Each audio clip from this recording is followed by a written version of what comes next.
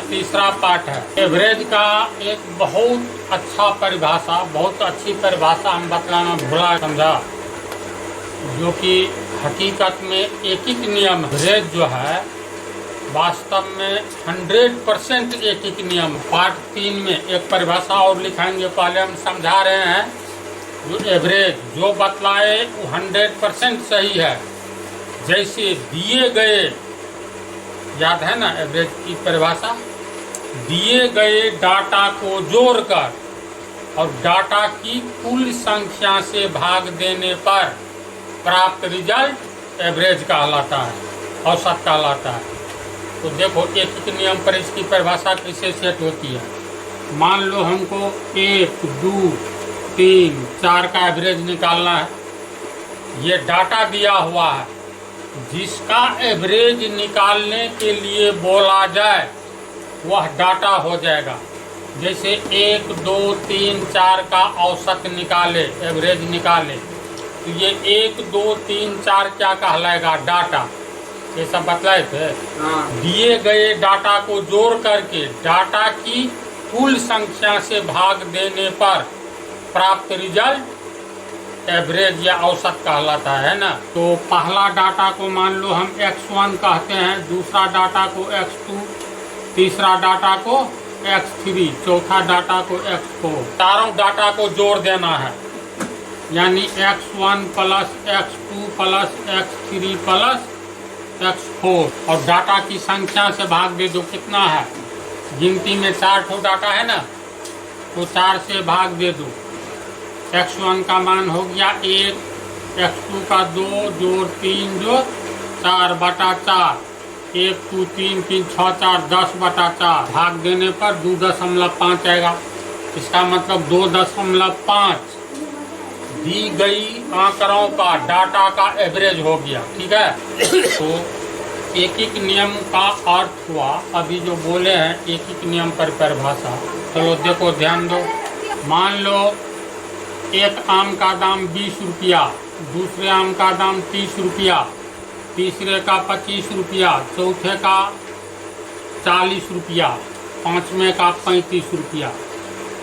5 आम का क्रय मूल्य दिया हुआ है, यानी खरीदने वाला दाम। तो इसका औसत दाम कितना हुआ? खरीदने वाला दाम क्रय मूल्य, तो ये निकालना है। तो टोटल को जोड़ दो। 20 और 30 50 और 25, 75 और 40, 115 35, 150। सही है न? जोड़ 35, 40, 75, 100, 150 हुआ।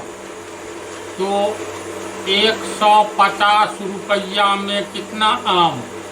1, 2, 3, 4, 5 आम। समझा? यानी 5 आम का दाम कितना हो गया? 150 रुपया। 150 रुपया है, इसीलिए एक आम का दाम एक एक नियम से दायां ऊपर बायां नीचे आता है। तो 150 बटा 5 रुपया कट करके कितना हुआ? 30। 30 पंचे 150 होगा ना। अतः एक आम का दाम कितना हो गया? 30 रुपया होगा। तो वस्तुतः एक आम का दाम 30 रुपया है। डाटा में देखो तो 30 रुपया तो है, लेकिन एक आम का ये दाम नहीं 30 रुपया हुआ, एक आम का औसत दाम हो गया। एक आम का औसत दाम 30 रुपया। अब देखो तो जो भी डाटा रहे इसको जोड़ लो। जैसे हाँ, टोटल डाटा को जोड़ लो और एक पर वैल्यू निकाल लो। जैसे ये 5 आम का दाम है, टोटल को जोड़ करके 150 रुपया में खरीदे हैं, तो एक आम का औसत दाम बतला दे। तो कितना आम 150 रुपया में खरीदा है? 5 आम। तो 5 आम का दाम 150 रुपया, इसलिए एक आम का दाम 150 बटा 5 30 रुपया। तो यही 30 रुपया एक आम का औसत दाम हुआ। एक एक नियम काम कर रहा है, तो ध्यान देते जाओ। यानी एक पर किसी भी डाटा का वैल्यू निकालना औसत कहलाता है। ये 5 आम का दाम यानी 5 डाटा दिया हुआ है।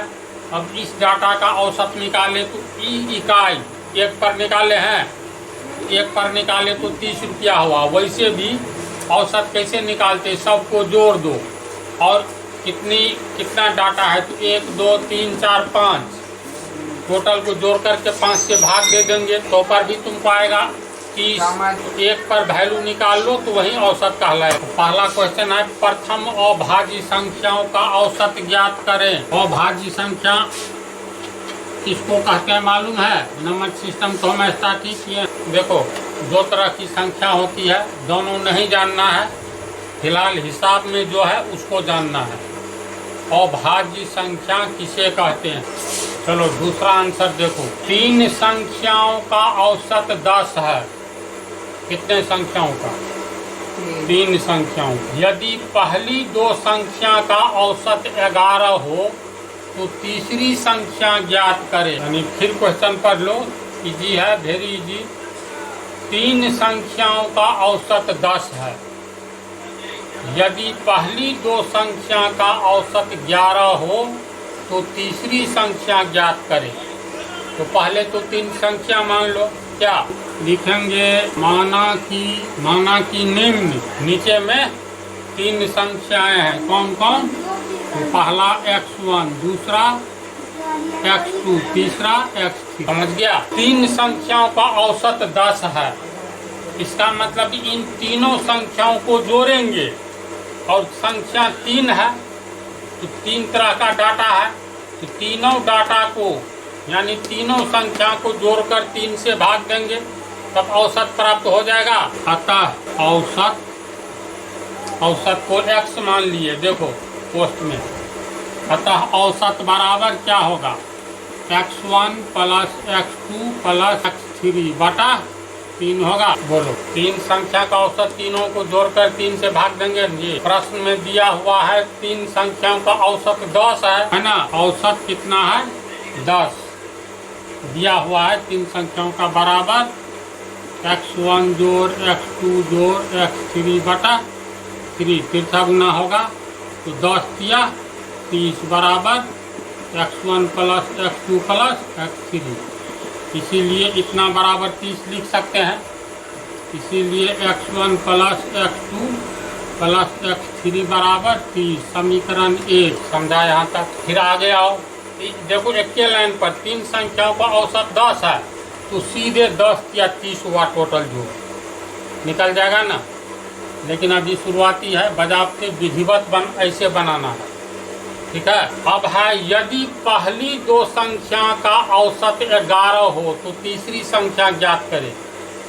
यानी पहली 2 संख्या का औसत 11 हो, पहली 2 संख्या ये दोनों हुआ ना है, तो लिखेंगे प्रश्न से पहली 2 संख्याओं का औसत कितना दिया है?